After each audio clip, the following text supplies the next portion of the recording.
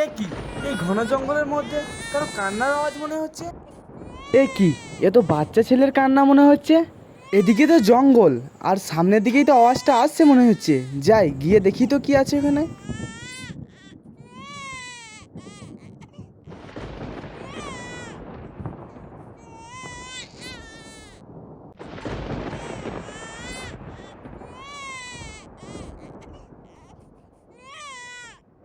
এ সর্বনাশ, এ তো বাচ্চা ছেলে। কিন্তু এই ঘন জঙ্গলের মধ্যে কে রেখে গেল বাচ্চা ছেলেটাকে? আর আশেপাশে তো কাউকে দেখতে পাচ্ছি না। উহু গো, বাচ্চা ছেলেটাকে এভাবে রেখে গেছে। যাই বাড়িতে নিয়ে যাই বাচ্চাটাকে।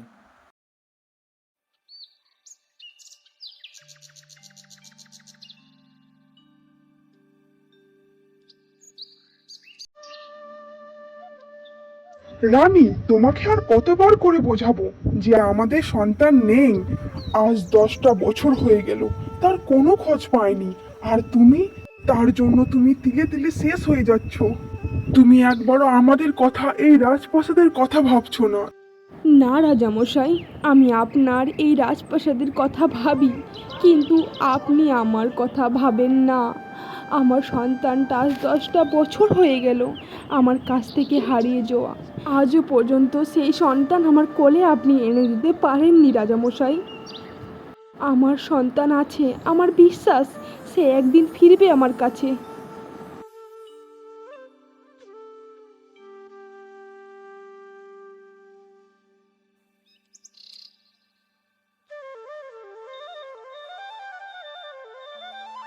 বাবা বাবা, পাশের গ্রামে মেলা হচ্ছে, আজকে আমরা তিনজনে ওই মেলায় যাব। কেমন? কি হলো বাবা, কিছু বলছো না কেন? হ্যাঁ রে মা, ওই মেলায় আজকে আমরা যাব, কিন্তু আমার কাছে যে একটা টাকাও নেই। কি রে মা, কি এত ভাবছিস? বললাম তো নিয়ে যাব। এত কিসের গুরুত্বপূর্ণ কথা চলছে গো তোমাদের বাপ আর মেয়ে? আমি একটু শুনতে পারি? জানো তো শিউলির মা, আজকে না আমরা একটা জায়গায় যাব।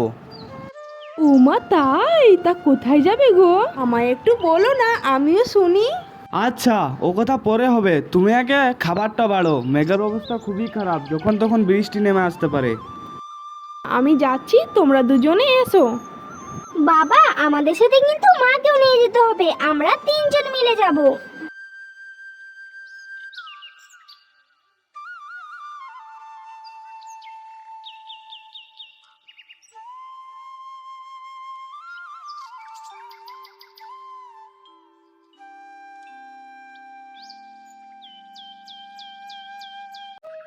রানী, তুমি আর কতদিন গ্রামে থাকবে?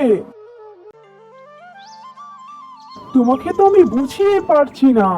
এভাবে থাকলে দিনের পর দিন তুমি শেষ হয়ে যাবে। আমি শেষ হয়ে যাব, তবু আমার রাজকুমারীকে আমি ভুলতে পারবো না। রাজামশাই, আমার রাজকুমারীকে কবে এনে দেবেন আমার কাছে? আমি জানি তুমি বুঝবে না রানী। ঠিক আছে, আমি যথাযথ চেষ্টা করব রাজকুমারীকে তোমার কোলে ফিরিয়ে দেওয়ার। আমি চললাম প্রাসাদে, তবে একটা অনুরোধ রানী, তুমি খাবারটা ঠিক মতো খেয়ে নিও।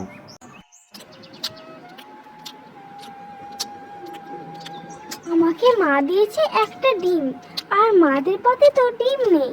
তার মানে আমার জন্য মা ডিম রান্না করেছে, কিন্তু কেন নেই?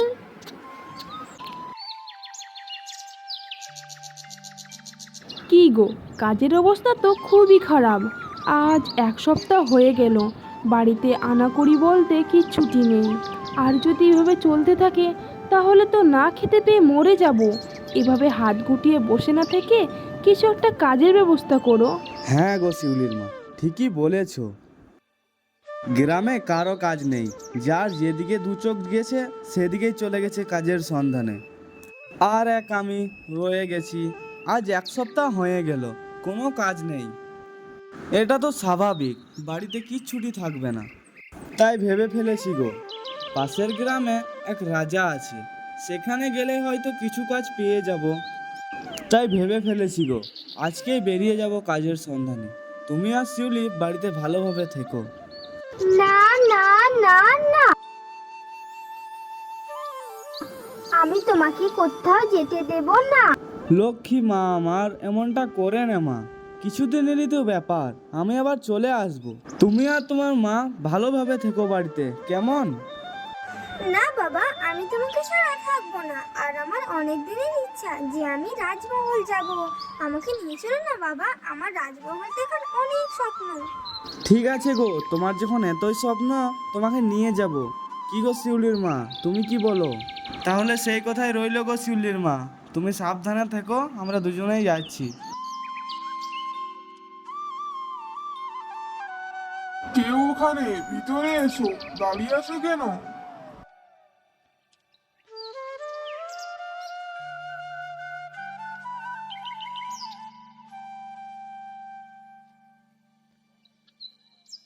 মহারাজ, আমি পাশের গ্রাম মুলইপুর থেকে এসেছি কাজের সন্ধানে।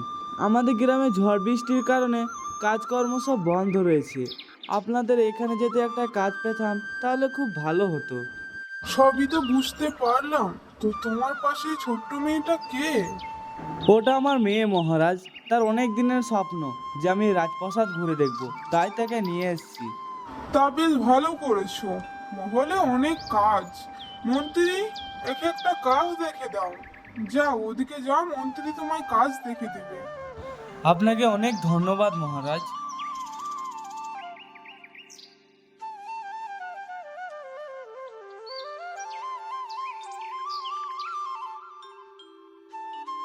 বাবা বাবা, এই রাজমহলটা অনেক সুন্দর। আমি চারপাশটা একটু ঘুরে দেখবো? হ্যাঁ রে মা, দেখ, কিন্তু সাবধানে, কারণ এই পাশে সব অচেনা জায়গা। ঠিক আছে বাবা, তুমি আমায় নিয়ে একদম ভেবো না। আমি যাব আর একটু পরে তোমার কাছে আবার ফিরে আসবো। এই মেয়ে, কে তুমি? আর এখানে কে করছো? না না, আমি এখানে কিছু করিনি। আমি তো এই প্রাসাদটা একটু ঘুরে দেখছিলাম। এই মেয়ে, তুমি ভয় পাচ্ছ কেন? আমি তো তোমায় তেমন কিছু বলিনি। আর তুমি এখানে কার সাথে এসেছো? আমি তো আমার বাবার সাথে এসেছি এই রাজপ্রাসাদ, আর আমার অনেক দিনের ইচ্ছে ছিল। তুমি কি আমায় চেনো? আমি কে? আমি এই রাজ্যের মহারানী। এসো, আমরা দুজনে অনেক গল্প করব। আর আমি তোমায় এই পুরো রাজপ্রাসাদটা ঘুরে দেখাবো। এসো আমার কাছে। তো বন্ধুরা, মহারানী কি ফিরে পাবে তার হারিয়ে যাওয়া সন্তানকে? সেটা দেখতে হলে ভিডিওতে লাইক দিয়ে চ্যানেলটিকে সাবস্ক্রাইব করে রাখো। দেখা হচ্ছে নেক্সট পার্টে।